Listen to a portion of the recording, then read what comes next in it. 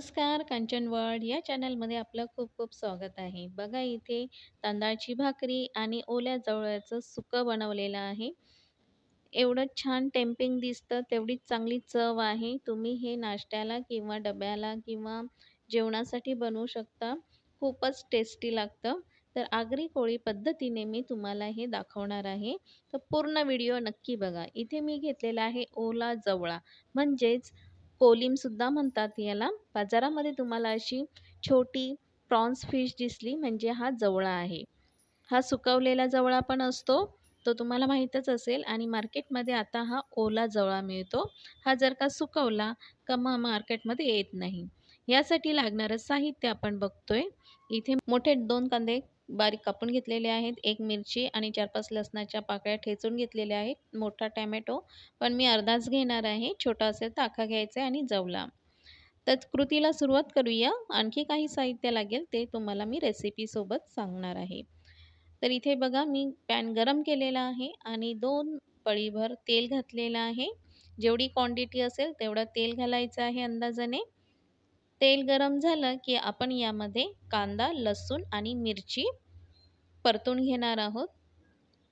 गॅसची flame medium ठेवायची आहे आणि कांदा चांगला गुलाबी होईपर्यंत परतून घ्यायचा आहे. कांदा बघा बारीक कापलेला आहे. तर हे जवळ्याचं सुकं करताना असाच बारीक कांदा कापायचा आहे. 2 मिनिटं आपण परतून घेऊया. हे बघा असा गुलाबी झाला पाहिजे. यामध्ये अद्रक, लसूण, कोथिंबीर आणि मिरची ह्याची पेस्ट बनवून घेतलेली आहे.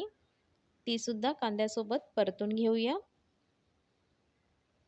परत 1-2 मिनिटं परतून घेतल्यानंतर यामध्ये आपण ओला जवळा घालतोय. जवळ्याला खूप पाणी असतं. तो पाणी पूर्ण आपण काढून घ्यायचं आहे आणि त्यानंतरच कांद्यावर जवळा घालायचा आहे. हे बघा इथे मी पाणी निथळून घेतलेलं आहे पूर्ण आणि मग कांद्यावर परतून घ्यायचं आहे. 2 मिनिटं आपण जवळ्याचं पाणी सुकेपर्यंत परतून घ्यायचं आहे. बघा मी 2 मिनिटं परतून झाल्यानंतर आता ह्याच्यामध्ये सुके मसाले घालते. अर्धा चमचा हळद, 1 ते दीड चमचा आगरी मसाला, तुम्ही तुमचा घरचा मसाला वापरायचा आहे.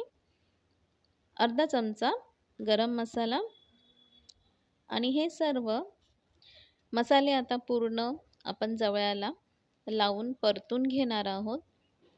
याच्यामध्ये पाणी घालायचं नाही कारण ओला जवळा आहे, त्याचं पाणी असतं तेच पुरेसं होतं.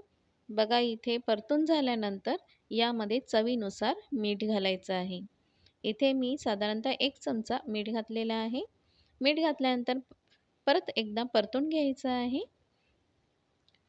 आणि 3 ते 4 मिनिटासाठी झाकून ठेवायचं आहे. 3 ते 4 मिनिटानंतर तुम्हाला मी दाखवते. जवळा शिजायला जास्त वेळ लागत नाही. इथे बघा अर्धा शिजलेला आहे आणि आता आपण यामध्ये घालणार आहोत टोमॅटो.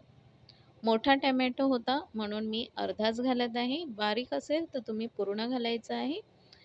टोमॅटोसुद्धा 1-2 मिनिटं यावर परतून घेऊया आणि मग नंतर शिजण्यासाठी परत झाकण देऊन ठेवायचं आहे.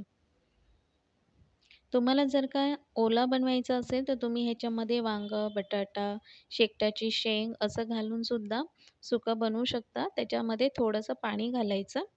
पण आपण आता फक्त जवळा सुका बनवतोय म्हणून ह्याच्यामध्ये पाणी घालायचं नाही आहे. तर फक्त आपण जवळ्याचंच सुकं बनवतोय.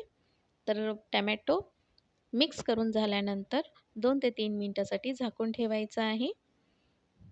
2-3 मिनिटानंतर मी तुम्हाला दाखवते. बघा इथे आपला जवळा तयार झालेला आहे खाण्यासाठी. जास्त वेळ लागत नाही. जसं आपण सुक्या जवळ्याचं सुकं बनवतो तसंच ओल्या जवळ्याचं अशा प्रकारे सुकं बनवायचं आहे.